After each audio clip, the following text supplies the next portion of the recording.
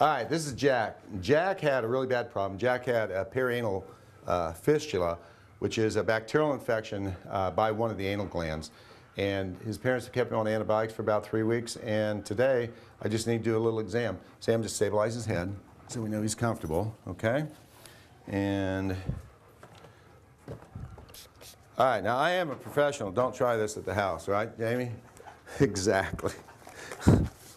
Oh my gosh, I'm always amazed here when an owner will say, well, can you show me how to do that? And I'm like, really want to go there? Why would you really want to? Are you kidding me? You really want to learn how to do this? I don't think so. That ain't right. So anyway, first thing we realize, the dog is not too uncomfortable, okay? Anus itself looks fairly normal. She does not like it. No, she doesn't like it. Well, She's not a friend of Joe. she's not a friend of Joe's. Okay. Okay, Jack. That's it. Just let it go. It'll be just fine. Completely healed. Perfect. All right, hold on. Let me just put some perfume on your hiney. Looks good. Thumbs up. Terrific. I'll make sure you have at least 1 more week's worth of medication since it's normal, since I was just irritating this area, not purposely, but I don't want to backslide. So I'll get you 1 week's worth of medication for her, and life is good. All right? Stay tuned. We'll see what else we get to do today. It's going to be a fun day. Go down low. Jack. Yeehaw. All right, the day in the life of Dr. Randall continues. This is a really nice cat. This cat's name is Sweet Pea. Mike, what are we, 2 years of age, 3 years of age, something like that? It's not that old. No, it's a couple of years old. Okay. The reason I want to show you this is a classical presentation. I want you to look at her lower lip with the sores right there in this cat. Okay. The erosions that you see right there. All right. It's called a rodent ulcer because back in the old days they used to think cats would have ulcers in their mouth from carrying rats around. Well, since the medieval times to now, we've learned that that's actually an allergic reaction in the mouth. Eosinophilic the eosinophils come in there and cause this reaction itself, right? So what we're going to do is, as all allergies, wait, check the glucose. If the glucose is okay, give the cat a cortisone shot. And Mike, you know we're probably going to have to do this about 4 times a year, right? That's what you said the last time, yes. Okay, good enough. Sugar, it's all you. You got Alcohol, please. some alcohol and some blood, and I'll get out of your way. Let you do your thing. Mike and I will sit over and cough. It's a nice cat. And you did take away all the plastic food bowls, right? And plastic toys. Good, excellent. There's only so much plastic you can take away. Well, yeah.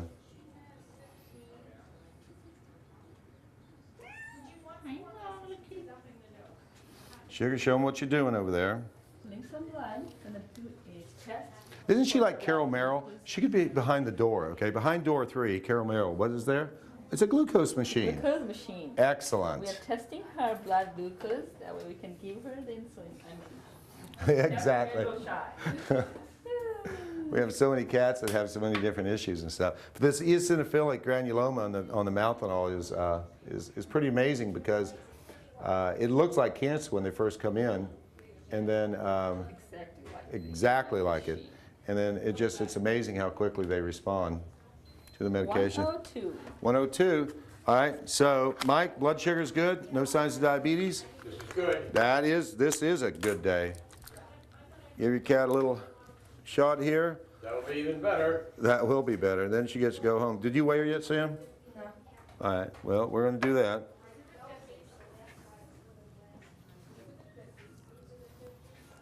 That's it. Give me your weight, Samantha, and she goes back home.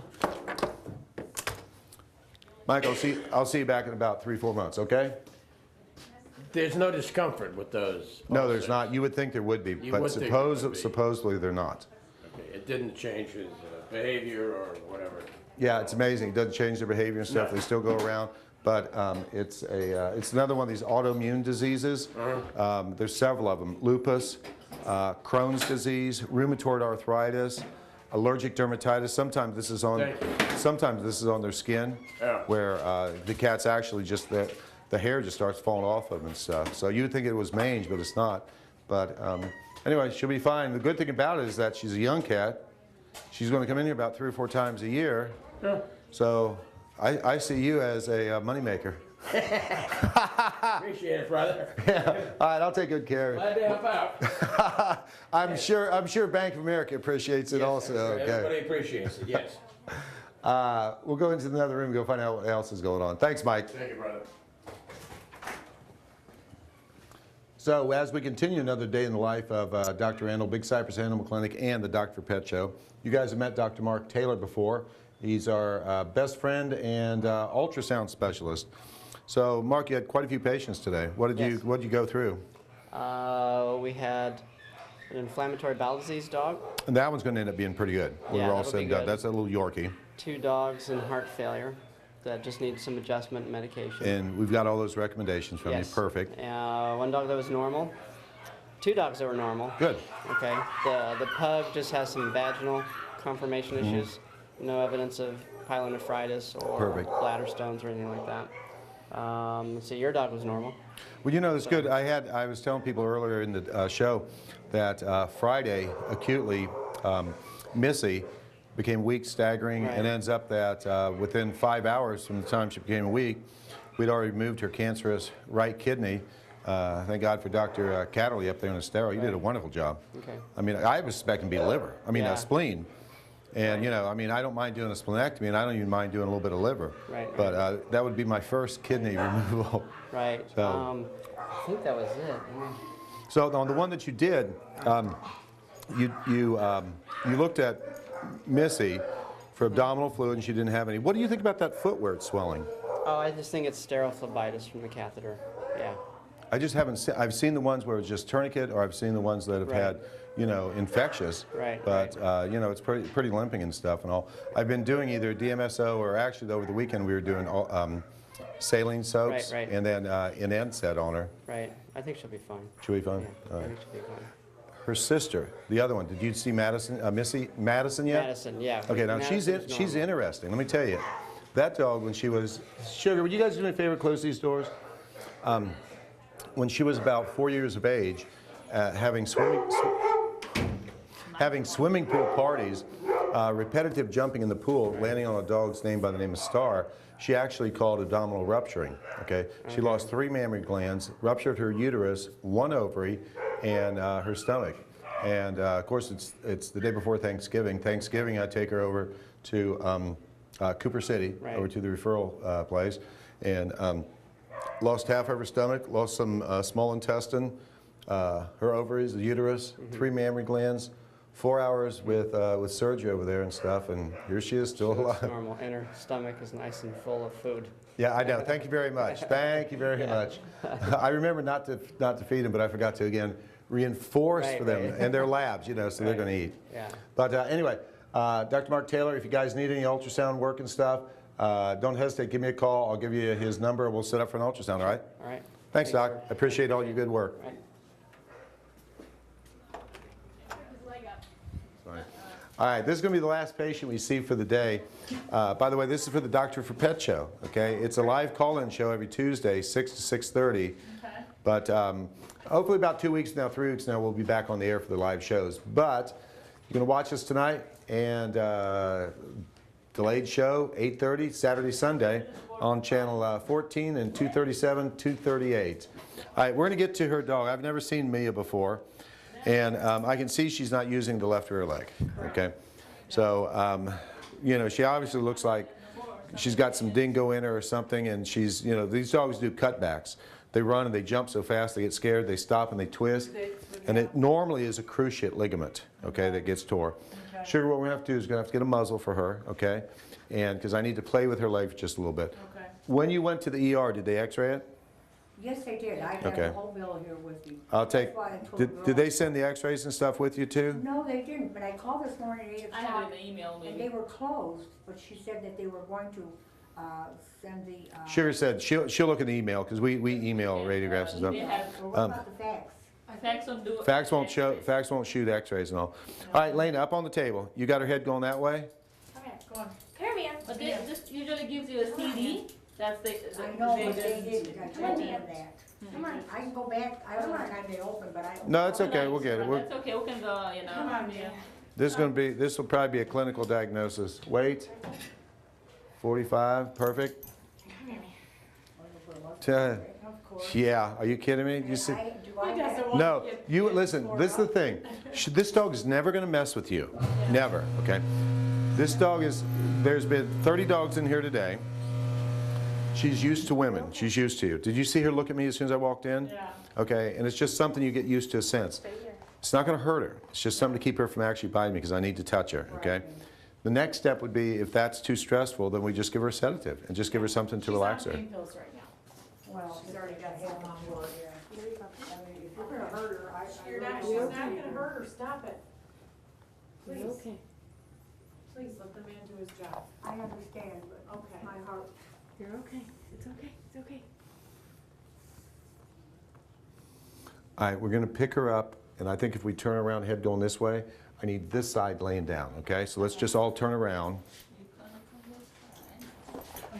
Her hip is in good place. It's not her hip and it's not her lower leg. It's definitely her stifle. I'll take the back legs, are really good. Or knee, give her the head. Yeah, it's definitely a stifle. You're okay. Stay here. Come here.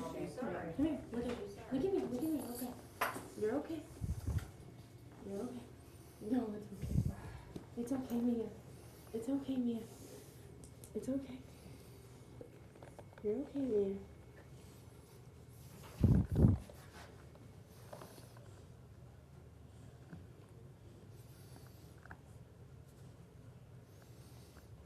It's okay. All right, sit up. Just let her chill out. This is a surgical case right here, okay? If, depending on finances, okay, this is probably going to be a couple of grand, maybe a little bit more. Depending on finances, you can treat this, you can rest it, okay? If she's walked on a leash for about 45 days and kept confined to where she's not allowed to jump or anything, you cannot keep a bandage on this leg because the leg's like a funnel and it'll just fall off, okay? So you have to keep them in one room where they're not jumping. You have to take them out on a leash, just let them pee, do their business, and then come back in. All right? She needs to be on glucosamines, natural things for the joints, NSAIDs, like Daramax for the next 30 days or so, and then after that, if she's not better, she's surgery case for sure, okay? It's not staying in there. I think she's going to be a surgery because she's a bigger dog. If this was a 5-pound Chihuahua, she'd be fine, okay? This is a young enough dog that I'm going to give you two doctors that would do this, okay? One's Dr. Robert Catterley up in Stero, and he's a very good orthopedic surgeon. He's a small animal surgeon. The other doctor is up in Bonita Springs, and he operates on all the greyhounds up there, okay? And I think either one of those two would be perfect, but the way that joint is right there, I would much rather have you give either a small animal surgeon that specializes in this, like Dr. Catterley. I mean, he taught at Cornell for 10 years, so let's just say he's pretty good, okay? And Who's the other guy in Benita? Ogden, Patterson and Ogden. Ogden's not board certified, but he's worked for years and years and years on greyhounds, okay? So anyway, that's about it. We're going to wrap this up in just a second. I'm going to get them some medicine, make sure they're happy, and get the pamphlets. So Jamie will wrap this up in just a second, okay? Well, this has been another day in the life of Big Cypress Animal Clinic, the Dr4Pets, and Dr. Randall. I hope you enjoyed this show. This is what every day is like here. Cats, dogs, surgeries, ultrasounds, good-looking dogs like this Ticador Retriever right here. Can't wait to be back for your live phone calls. Stay tuned. I'll see you next week. Bye-bye.